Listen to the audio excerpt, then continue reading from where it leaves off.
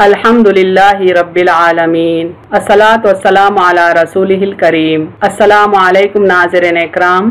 यस्सरनल कुरान नाम के आसान तफसीर का लेसन नंबर 2.262 है, यानी दूसरे सूरे का लेसन नंबर 262 और थीम है सूरे बकरा आयत नंबर 239। टॉपिक्स कवर्ड इस तरह से हैं। सबसे पहले तिलावत, उसके बाद word by word and phrase by phrase translation, फिर तफसीर, आखिर में कुछ अहम नुकात, एक्नॉलेजमेंट और रेफरेंसेस।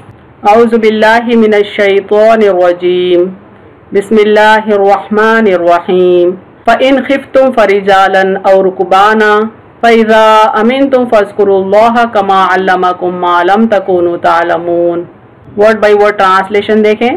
फ़इन रूट वर्ड अलीफ नून से है, माने फिर अगर। एंड इफ, खिफ्तुम खा वाव फा से रूट वर्ड है, माने तुम्हें डर हो, यू फियर। फरिजालन रूट वर्ड है रॉ जीम लाम से, माने तो प्यादा पा। देन प्रे ऑन फुट, आओ अलिफ वाव से, माने या और। रुकबाना रॉ काफ बा से, माने सवार, राइडिंग। फैजा अलिफ जाल अलिफ से, माने फिर जब, बट व्हेन। अमीन तुम अलिफ मीम नून से, माने तुम अमन पाओ, यू आर सिक्योर। फज़्कुरू जाल काफ रॉ से है, माने तो याद करो। देन रिमेम्बर अल्लाह अलिफ लाम हा से, माने अल्लाह अल्लाह। कमा काफ मीम अलिफ से है, माने जैसा कि। एज अल्लमकुम आइन लाम मीम से है, माने उसने तुम्हें सिखाया। He has taught you. मा मीम अलिफ से, माने जो, व्हाट या विच के मानों में आता है। लम लाम मीम से, माने ना, नॉट। तकूनु काफ वाव नून से है, माने थे तुम, यू व। तालमून आइन लाम मीम से, माने जानते, न्यू। Phrase by phrase translation Urdu में देखें। फ़इन खिफ्तुम फिर अगर तुम्हें डर हो, फरिजालन और रुकबाना तो प्यादा पा या सवार। फ़इज़ा अमीन तुम फिर जब तुम अमन पाओ। फ़ज़्कुरुल्लाह तो अल्लाह को याद करो। कमा अल्लमकुम जैसा कि उसने तुम्हें सिखाया। मालम तकूनु तालमून जो तुम न जानते थे। कंप्लीट ट्रांसलेशन देखें। फिर अगर तुम्हें डर हो तो प्यादा पा या सवार, फिर जब तुम अमन पाओ तो अल्लाह को याद करो जैसा कि उसने तुम्हें सिखाया जो तुम न जानते थे। Phrase by phrase translation English में देखें। फ़इन खिफ्तुम एंड इफ यू फियर, फरिजालन और रुकबाना देन प्रे ऑन फुट और वाइल राइडिंग। फ़इज़ा अमिनतुम but when you are secure. फ़ज़्कुरुल्लाह then remember Allah kama allamakum as he has taught you ma lam takunu ta'lamun which you knew not। complete translation देखें। and if you fear then pray on foot or while riding, but when you are secure then remember Allah as he has taught you which you knew not। Revision देखते हैं। Current आयत यानी सूरह बकरा की आयत number 239 को हम कंटिन्यूटी में देखते हैं सूरह बकरा आयत नंबर 238 के साथ, ताकि हमको ये करंट आयत ठीक से समझ में आए। नमाजों की हिफाजत करो और खुसूसन दरमियानी नमाज की, और अल्लाह के लिए फरमा बरदार बनकर खड़े रहो। फिर अगर तुम्हें डर हो तो प्यादा पा या सवार, फिर जब तुम अमन पाओ तो अल्लाह को याद करो जैसा कि उसने तुम्हें सिखाया जो तुम न जानते थे।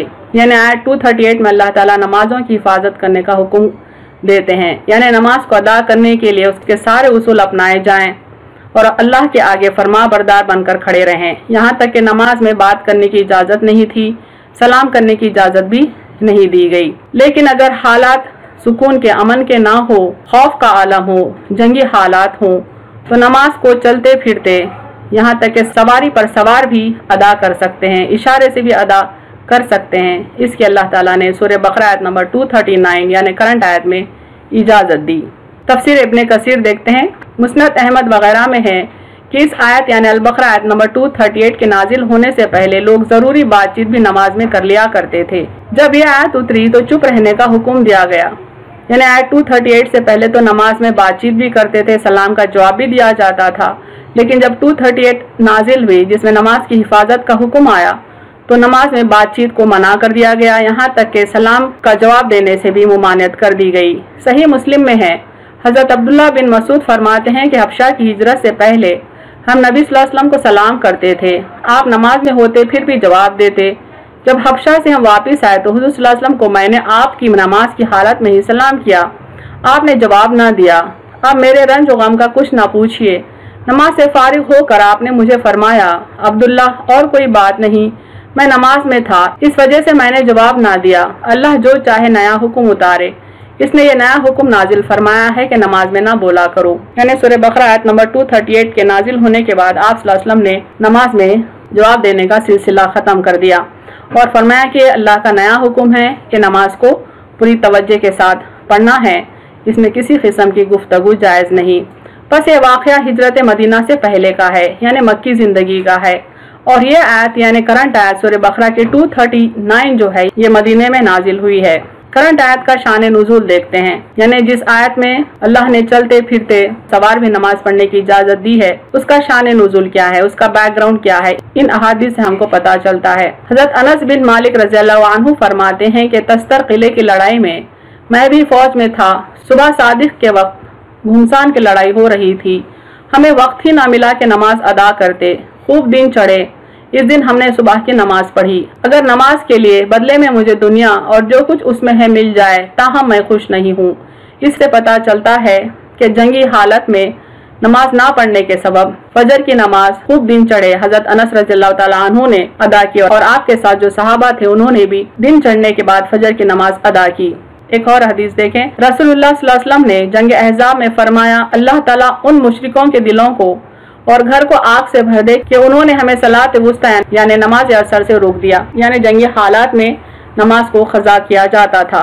एक और हदीस देखें, आप सल्लल्लाहु अलैहि वसल्लम ने जब अपने सहाबा को बनी खुरैज़ा की तरफ भेजा तो उनसे फरमा दिया था कि तुम में से कोई भी बनी खुरैज़ा पहुंचने से पहले नमाज असर ना पढ़े।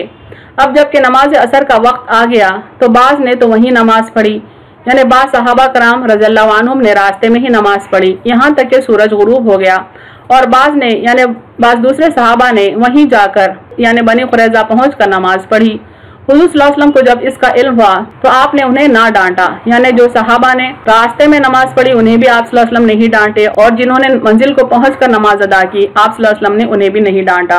बहरहाल इस तरह के हालात थे, इस तरह के वाक़यात हुआ करते थे, तो अल्लाह ताला ने हुक्म दिया कि हर हाल में वक्त पर नमाज अदा की जाए।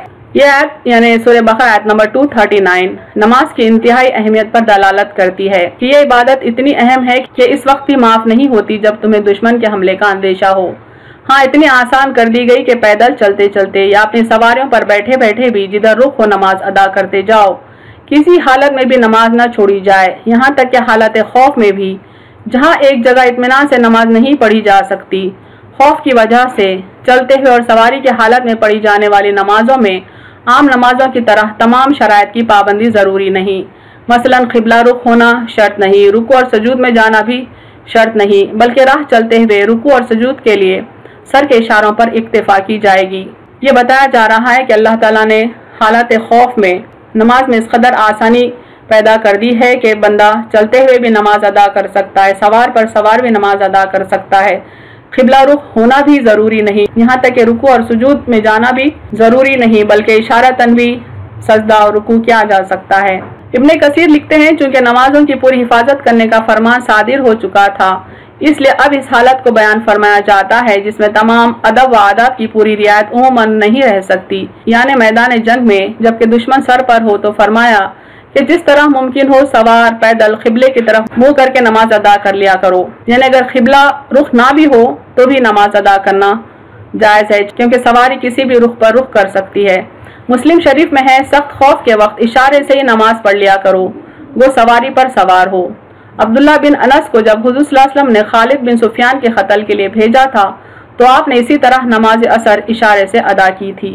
चूँकि हालात अमन के नहीं थे इसलिए वो सहाबी ने असर की नमाज भी सफ़र में इशारे से अदा की। नमाज खौफ की तफसील सूरह निसा आयत नंबर 102 में आई है। ये उस वक्त की बात है जब आप सल्लल्लाहु अलैहि वसल्लम ग़ज़वात में सहाबा कराम के साथ मौजूद हुआ करते थे। अगर जंग की सिचुएशन ऐसी हो कि नमाज बाजमात अदा की जा सकती है तो तमाम मोमिन बंदों पर एक रकात नमाज अदा करना फ़र्ज है, लेकिन अगर जंगी हालत बहुत खौफनाक हो कि एक रकात भी अदा ना की जा सकती हो तो फिर चलते फिरते सवार पर सवार भी नमाज अदा की जा सकती है। यहाँ देखें नमाज खौफ की तफसील। और जब आप सल्लल्लाहु अलैहि वसल्लम उनमें तशरीफ़ रखते हों फिर आप उनकी नमाज पढ़ाना चाहें तो यूँ चाहिए कि उनमें से एक ग्रुह तो आपके साथ खड़ा हो जाए, यानी तमाम मुसलमान दो ग्रुप्स में डिवाइड हो जाएं और एक ग्रुप आप सल्लल्लाहु अलैहि वसल्लम के पीछे सफ बना दे और वो लोग हथियार ले लें। फिर जब ये लोग सजदा कर चुके, यानी दूसरा ग्रुप जो सिक्योरिटी के लिए मुकर्रर है, जो नमाज में नहीं है, वो हथियार ले ले और इनकी हिफाजत करे। जब ये लोग सजदा कर चुके तो ये लोग तुम्हारे पीछे हो जाएं, यानी जो पहला ग्रुप है अगर वो नमाज पढ़ चुका, सजदा कर चुका, तो वो पीछे हट जाएं और दूसरा ग्रुप यानी दूसरा ग्रुप जिसने अभी नमाज नहीं पढ़ी आ जाए और आपके साथ नमाज पढ़ ले। यानी दूसरा ग्रुप फिर आप सल्लल्लाहु अलैहि वसल्लम के पीछे सब बांध ले और नमाज पढ़े और ये लोग भी अपने बचाव का सामान और अपने हथियार ले लें। यानी हर हाल में अपना बचाव, अपने प्रोटेक्शन के लिए हथियार ले लें और मुसलमानों के प्रोटेक्शन के लिए भी हथियार थामे रहें।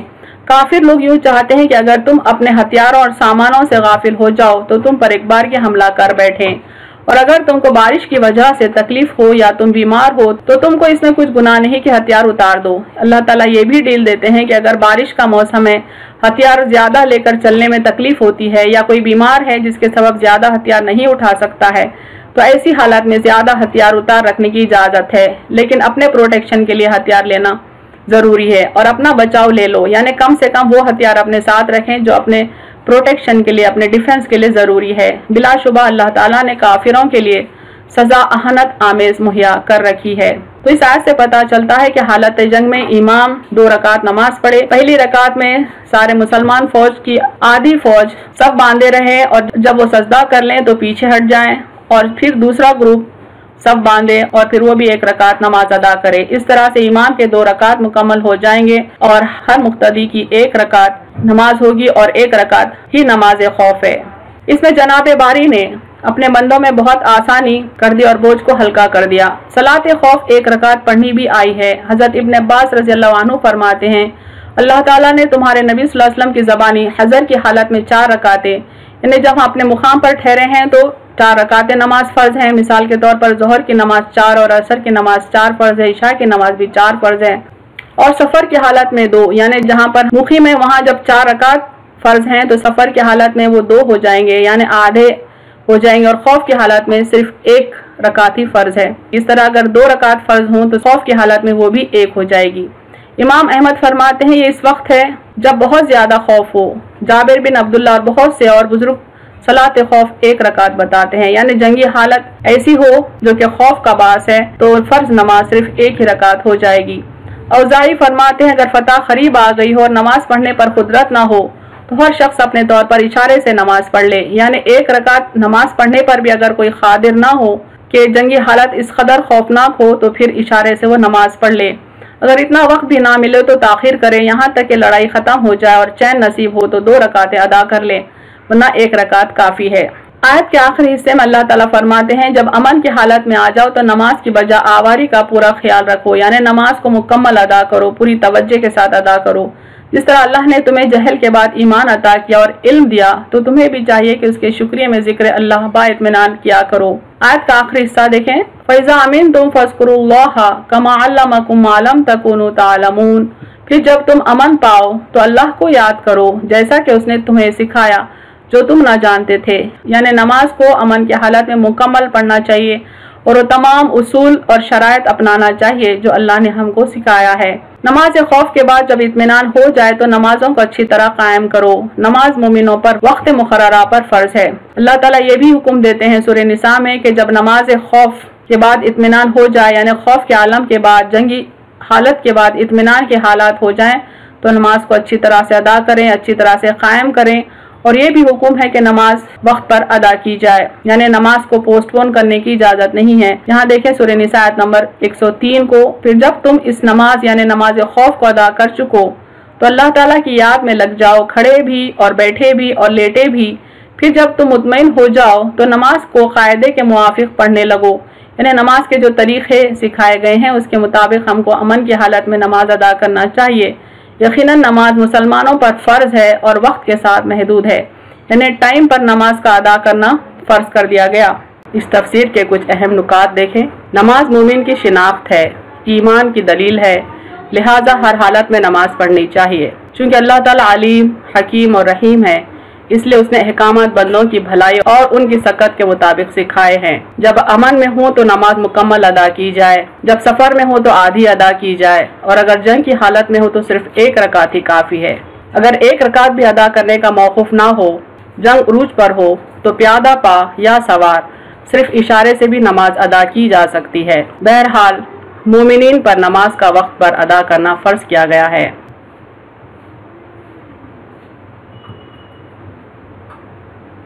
وآخر دعوانا ان الحمد للہ رب العالمین۔